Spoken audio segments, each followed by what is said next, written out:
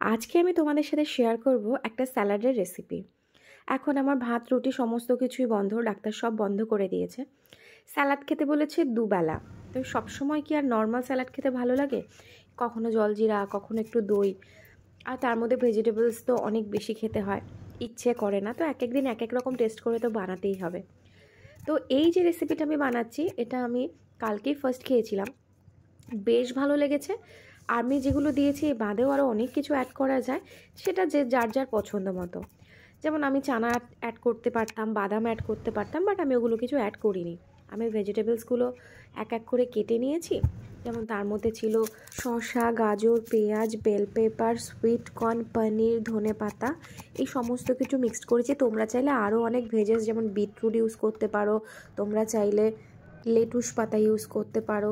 প্রত্যেকটা জিনিসই কিন্তু খেতে বেশ ভালো লাগে, সাথে যদি একটু বাদাম দেওয়া যায় আরও বেশ টেস্টি আসে। বাট আমার অনেক কিছু খাওয়া বারণ, যেমন পনিরটাও আমার বারণ, কিন্তু মাঝে মধ্যে টেস্টের জন্য একটু আধটু আমি খেয়ে থাকি। আর এই স্যালাডটাকে আরও টেস্টি বানানোর জন্য আমি মিক্সিতে একটু টক দই, দুটো খেজুর, দুটো আমন্ড, দুটো কাজু, এটা নিয়ে তার ভিতরে কিছু চিলি ফ্লেক্স আর দিয়েছিলাম কিছু অরগ্যানো, এটা দিয়ে পেস্ট করে এই পেস্টটা দিয়ে মেখে কিন্তু খাবো। ট্রাস্ট মি, ভীষণ টেস্টি, ভীষণ হেলদি। যারা ডায়েট করো কি ডায়েট করো না, তারাও কিন্তু খেতে পারো। আর করে বলো কেমন খেলে।